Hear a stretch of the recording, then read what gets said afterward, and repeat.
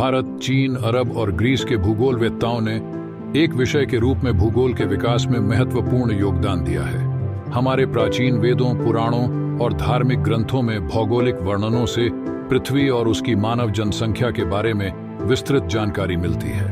एराटोस्थेनीज सबसे पहले भूगोल के लिए ईसा पूर्व दूसरी शताब्दी में यूनानी भूगोलवेत्ता एराटोस्थनीज ने भूगोल शब्द का प्रयोग किया था।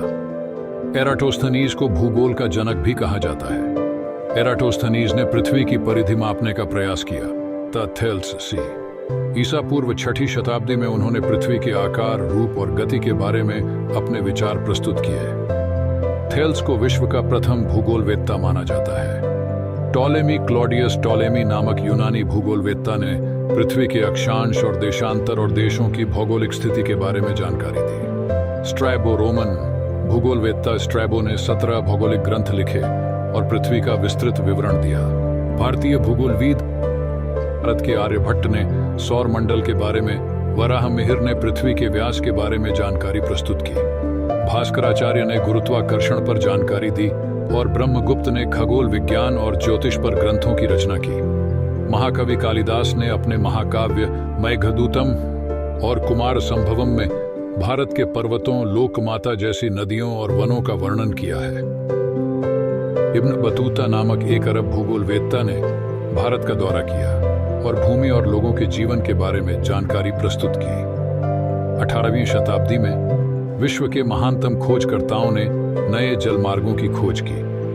उन्होंने पृथ्वी के भौतिक स्वरूप, देशों के विभिन्न स्थानों, महासागरों और विश्व के देशों के लोक जीवन के बारे में जानकारी दी।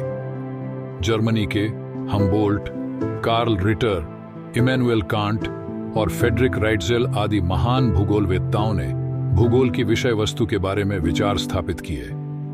आधुनिक भूगोल ने महाद्वीपीय यूरोप में आकार लिया, जिसमें प्राकृतिक तत्वों को प्राथमिकता दी गई।